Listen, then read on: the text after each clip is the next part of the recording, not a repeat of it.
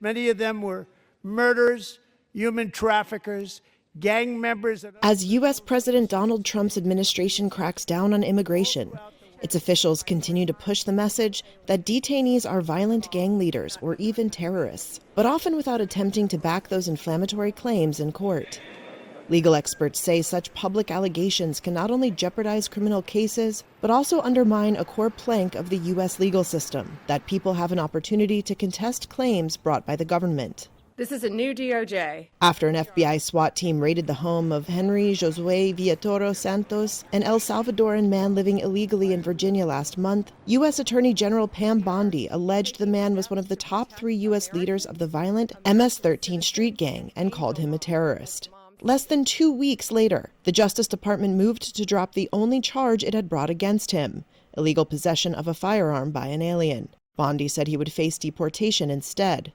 In another high-profile case, U.S. Immigration and Customs Enforcement officers pulled over Kilmar Abrego Garcia, an El Salvadoran man living in Maryland legally, handcuffing him while his 5-year-old son, who is autistic and nonverbal, sat in the back seat, according to the complaint. The Trump administration erroneously deported him, claiming he was involved in human trafficking and was a member of MS-13. But the allegation never appeared in court records related to his deportation. A U.S. district judge has ordered Abrego Garcia be returned to the U.S. The Supreme Court has largely upheld that ruling.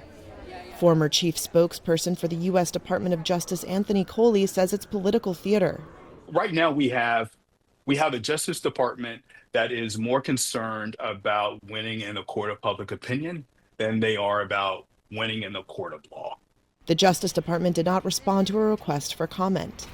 Abrego Garcia was deported alongside 238 Venezuelan men, alleged to be members of the Tren de Aragua gang, who are now held in a high-security Salvadoran prison. A U.S. immigration official conceded in court filings that many of the deportees had no criminal records.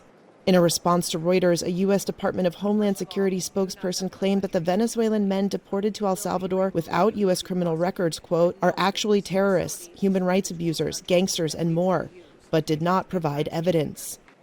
I definitely think that he's been using some of these cases for political wins. Rebecca Roif, a law professor at New York Law School, says it's important to parse the rhetoric from what's actually going on in courtrooms. You know, a lot of the exaggeration is just political rhetoric, and that it's really important to separate that out from what's actually going on in the courtroom, because there may be differences there. Legal experts said out-of-court statements could prompt defense attorneys to seek dismissal of charges or transfer to another court on the grounds that a potential jury has been tainted.